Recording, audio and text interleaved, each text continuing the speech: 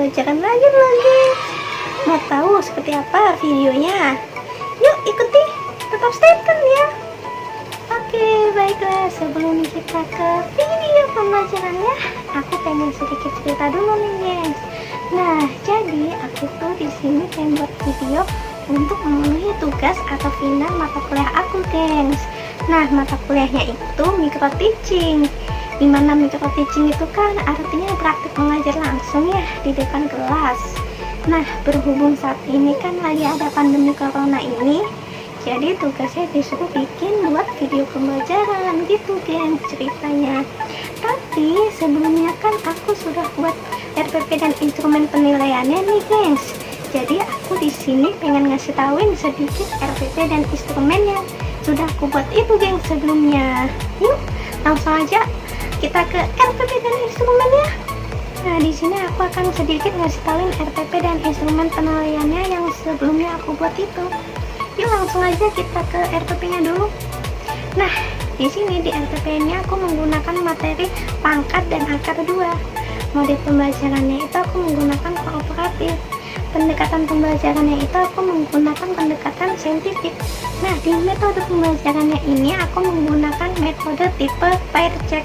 Di mana tipe pair check ini aku akan membagi random secara siswa kartu. Nah, kartu tersebut itu berisi soal dan jawaban. Nah, jika siswa yang kebagian kartu yang ada isi soalnya, maka ia harus mengerjakan soal tersebut. Dan kemudian, jika sudah mengetahui jawabannya, maka ia harus mencari pasangannya sama temennya yang tadi memegang kartu jawaban itu. Nah, begitu. Kita ke instrumennya.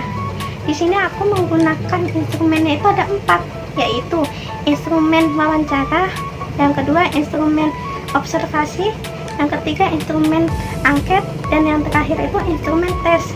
Nah, di mana di instrumen tes ini aku mengambil 2 penilaian, yaitu penilaian afektif dan penilaian kognitif. Nah, begitu ceritanya RPP dan instrumen yang sebelumnya aku buat itu. Yuk langsung aja kita ke videonya. Nah, di sini saya ingin menjelaskan tentang pangkat dan akar 2. Nah, di mana suatu perpangkatan itu mempunyai sifat, yaitu jika A pangkat 2 itu sama aja dengan A kali A. Nah, jika A pangkat 3 itu sama aja dengan A kali A kali A. Nah, jika AB dipangkatin dengan 2, maka sama aja dengan AB kali AB. Nah, jika AB dipangkatin dengan 3, itu sama aja dengan AB kali AB kali AB. Nah, begitu pun seterusnya. Nah, ini itu merupakan suatu konsep atau sifat dari perpangkatan, atau kita juga bisa menyebutnya dengan A pangkat N. Itu artinya A kali A kali A kali titik-titik dan seterusnya. Kenapa sih A pangkat N ini itu sama aja dengan A kali A kali A kali A? Itu kita lihat di sini. Bilangan si A ini harus kita kalikan sebanyak N kali. Nah, dan sifat atau konsep dari perpangkatan ini juga merupakan suatu kebalikan dari akar. Misal, saya punya akar 25. Nah, akar 25 itu kan berapa kali berapa kan? 5 kali 5 kan? Betul nggak? Nah, jadi ini itu konsep atau sifat dari perpangkatan itu juga merupakan suatu kebalikan dari si akar. Untuk lebih jelasnya kita lanjut aja yuk ke soal. Ini kita hapus dulu ya.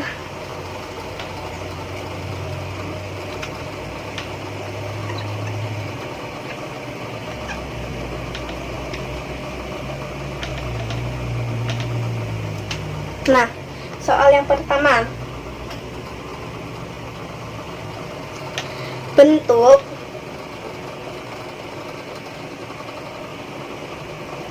dari 5 per akar 5 jika dirasionalkan penyebutnya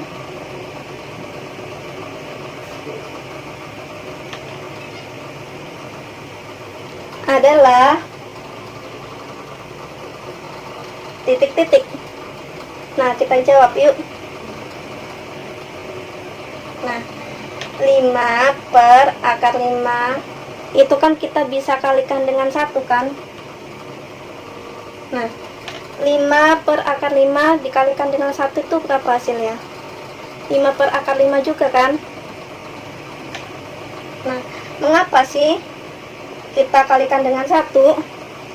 Saya ingin nanya dulu ke kalian. Nah, jika 5 dibagi 5 itu kan 1 kan. Nah, jika akar 5 per akar 5 itu, jika akar 5 dibagi akar 5 juga hasilnya 1 kan. Nah, jadi 5 per akar 5 itu kita bisa kalikan dengan 1. Nah, tetapi kita lihat dulu ke soal. Yang diminta itu yang dirasionalkan penyebutnya adalah, jadi ini 5 per akar 5 dikalikan penyebutnya, dikalikan akar 5 per akar 5. Nah, 5 kali akar 5 itu berapa? 5 akar 5 kan. Nah, akar 5 dikali akar 5, akar 25 kan. Nah, akar 25. Nah, ini masih bisa kita sederhanakan. 5 per akar 5. Nah, akar 25 ini perkalian berapa kali berapa sih? 5 kan. 5 kali 5 kan 25 kan. Nah, kita lihat di sini kita masih bisa membaginya atau menyederhanakannya, yaitu 5 dibagi 5 itu kan 1 kan. 1 itu biasanya kita nggak usah nulis ya, nggak usah ditulis, jadi akar 5. Nah, jadi bentuk dari 5 per akar 5 ini hasilnya adalah akar 5. Yuk langsung aja kita soal yang kedua. Ini kita hapus dulu ya.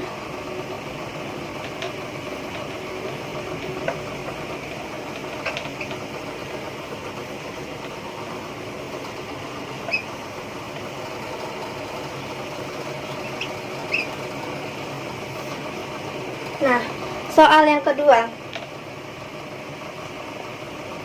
Hasil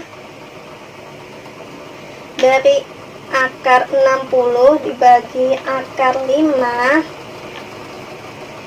adalah titik-titik. Kita jawab yuk. Jawab. Nah, akar 60 dibagi akar 5 ini kan kita bisa menuliskannya seperti ini. 60 dibagi 5. Nah, 60 dibagi 5 itu berapa? 12 kan. Nah, di sini akar 12. Nah, akar 12 ini perkalian berapa kali berapa sih? Perkalian dari 4 dikali 3. Nah, kita lihat di sini ada angka 4. Angka 4 ini masih bisa kita akarkan. Akar 4 itu berapa? 2 kan. 2 kali 2 kan 4. Jadi di sini kita keluarin angka 2. Nah, akar 3 ini bisa kita akarkan tidak? Enggak kan? Jadi di sini akar 3. Jadi hasil dari 60, akar 60 dibagi akar 5 itu adalah 2 akar 3. Selanjutnya kita ke soal nomor 3. Ini kita hapus dulu ya.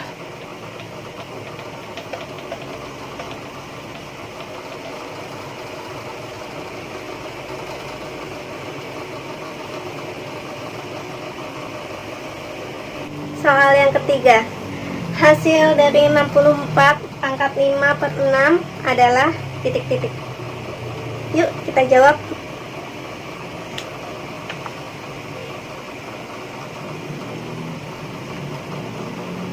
(64 pangkat 5 per 6 sama dengan, oh ya, sebelumnya saya belum ngejelasin bahwa ada suatu hukum. Dimisalkan A pangkat 1 per 2 itu sama aja dengan A pangkat 1 kita akarkan dengan 2. Nah, akar ini kan sebenarnya 2. Maka biasanya orang itu suka tidak menulisnya jika ada angka 2 di depannya. Oke, kita hapus saja ya ini angka 2-nya. Nah, kemudian ada A pangkat 2 per 3 itu sama aja dengan A pangkat 2 diakarkan 3. Nah, kemudian ada A pangkat 4 per 6 itu sama aja dengan A pangkat 4 kita akarkan dengan 6. Nah, begitupun seterusnya. Oke, kita lihat ke soal. 64 pangkat 5 per 6 itu sama aja kita bisa menuliskan seperti ini. Akar 64 kita akarkan 6 dan kita pangkatkan 5. Nah, yang dikerjain ini yang di dalam kurung dulu ya. Akar 64 diakarkan 6 itu perkalian berapa yang menghasilkan angka 64 jika dikalikan sebanyak n kali. N kali ininya kan 6. Jadi kita bisa menuliskan atau menghitung seperti ini. Titik titik titik titik sampai 6 kali.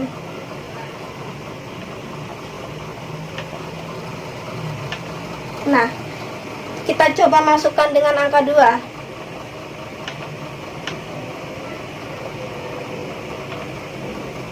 2 kali 2 4, 2 kali 2 4, 2 kali 2 4, 4 kali 4 16, 16 kali 4 64.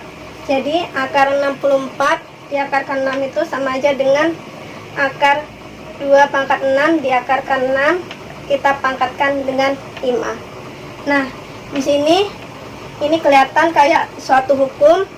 Misal A pangkat 2 per 3 itu kan sama aja dengan A pangkat 2 kita akarkan dengan 3. Nah, maka ini bisa kita ubah seperti ini. 2 pangkat 6 per 6 itu kita pangkatkan lagi dengan 5. Betul enggak? 2 pangkat 6 per 6 itu sama aja dengan 2 pangkat 6 diakarkan 6. Kita lihat di hukum. A pangkat 2 per 3 itu sama aja dengan A pangkat 2 kita akarkan 3. Betul ya?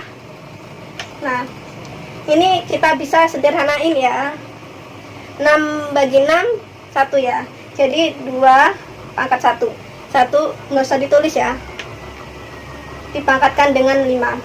Nah, di sini ingat, jika perpangkatan itu jika dikalikan dengan pangkat itu maka pangkatnya akan dijumlahkan. Nah, 2 pangkat 1 dikali 5 dikali pangkat 5 itu sama aja dengan 2 pangkat 1 ditambah pangkat 5 kan. Jadi 2 pangkat 6. Nah, 2 pangkat 6 ini berapa sih? Kita bisa menghitungnya kayak gini. 2 pangkat 6 itu sama aja dengan 2 kali 2 kali 2 sebanyak 6 kali.